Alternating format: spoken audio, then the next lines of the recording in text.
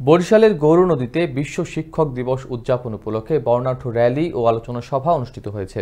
উপজেলা প্রশাসন ও শিক্ষকবৃন্দের আয়োজনে রবিবার সকালে উপজেলা চত্বর থেকে বর্ণাঢ্য র্যালি বের হয়ে বিভিন্ন সড়ক প্রদক্ষিণ করে।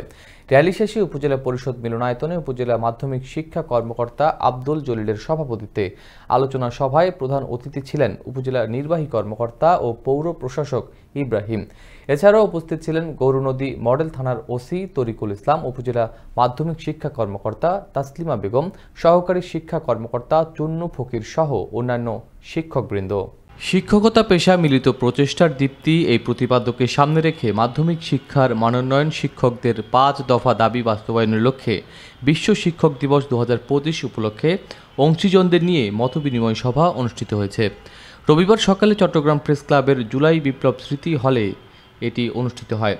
মাধ্যমিক উচ্চ মাধ্যমিক শিক্ষা চট্টগ্রাম অঞ্চলের উপপরিচালক এম ফরিদুল আলম হোসাইনি এর সভাপতিত্বে উপস্থিত ছিলেন শাহাবুদ্দিন মাহমুদ সালমি সহ আরও অনেকেই।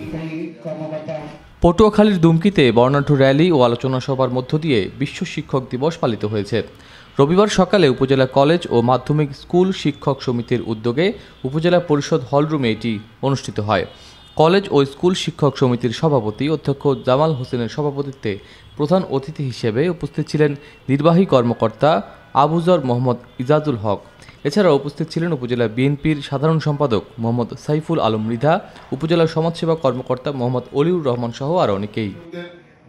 শিক্ষক পেশা মিলিত প্রচেষ্টার দীপ্তি প্রতিপাদ্যে গাইবান্ধার গোবিন্দগঞ্জে বিশ্ব শিক্ষক দিবস পালিত হয়েছে।